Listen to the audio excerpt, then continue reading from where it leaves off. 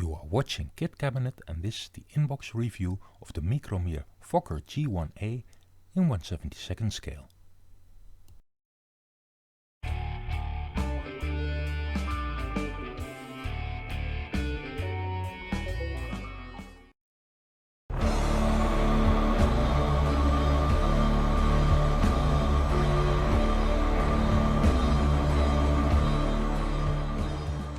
Thanks to all my new subscribers for hitting the 666.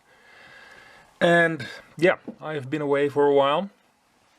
These are crazy times. So this is going to be the first upload in 2021. I hope it was worth the wait. I surely think so. Because I have been waiting for this. This is the new Fokker G-1A from MikroMir of Ukraine, and it seems that the old MPM kit has a serious competitor now. Let's have a look inside. Okay, you can already immediately see that this kit is way better than the old MPM kit. Let's have a closer look here.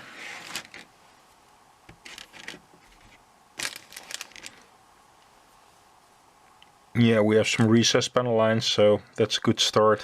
Yeah, things like the wheels are much better detailed. The undercarriage, it looks much better, it looks very good. Here also the engines. These actually look quite acceptable. Now this is a short run kit, so you don't have any location pins whatsoever. It will take some skill to put together. This is surely not a beginner's model. The alignment of the tail booms and the fuselage and the wings is tricky, so be prepared for that. And here we have the wings, lower wings and the upper wings, and it seems that all the problems with the MPM kit have been addressed in this kit.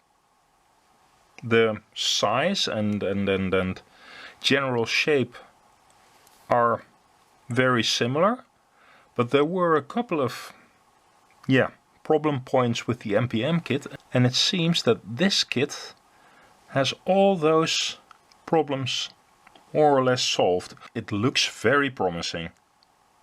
The transparencies, yeah, and look at these. The construction looks much more comprehensive than with the MPM kit, so that's nice.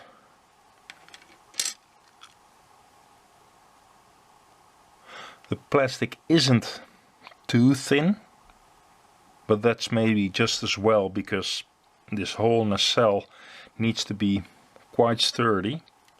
Also, these sprues still have a lot of release agent on them. There's not too much distortion, that's okay. The transparencies look a bit hazy. I think the windows could benefit from a bath of future. The decal sheets, yes, they look very nice. There's not too much excess decal film, so that's nice. And of course, this one just has the triangles, the orange triangles, and that's the version you want to build anyway. And we have some nice photo etched threads. Nice and thin, nicely detailed. So that's one more thing with this kit, this short run kit. You also need a little bit of experience with photo etched parts, because you will need these parts. You can't, like, yeah, of course you can always do without them, but they are quite essential to building this kit. So yeah, get some practice in there. And there's also, yeah, it seems to be a decal sheet for the instrument panels, but the decals have, I don't know if you can see this, if it will focus right, but it has this raised detail on those decals. So all the dials and gauges and whatnot, they have a structure to them, a raised structure. I've never seen that before. It looks very nice. Also a nice one. This is a sheet of masks for the transparencies, because the nacelle has a lot of small windows which are, yeah, pretty tricky to paint freehand, but they've also included this sheet of masks, so that's very nice. The instruction sheet, we have a story in Ukrainian and in English, and it says here that MikroMir has apparently collaborated with Stichting Fokker G-1A, which is the Fokker G-1 association, and they have like the definitive information that there's to be gathered at this point on the Fokker G-1, so apparently they've done their research very well. And let's have a look.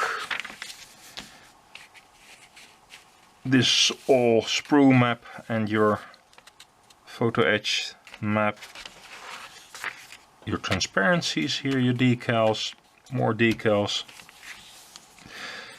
and yeah, it's just a step-by-step construction. It looks, the drawings look very good, very clear. It's quite a complicated kit, especially the interior of the nacelle. So again, I don't think this is a starter's kit. This is more for an experienced modeler, but looking very promising. And in the middle we have some nice color profiles with color callouts in Humbrol and in FS. Yeah, FS codes were not used by the Luchtvaartafdeling, by the Dutch Army Air Force in 1940, so don't count too much on these FS codes, but the Humbrol callouts seem to be quite okay.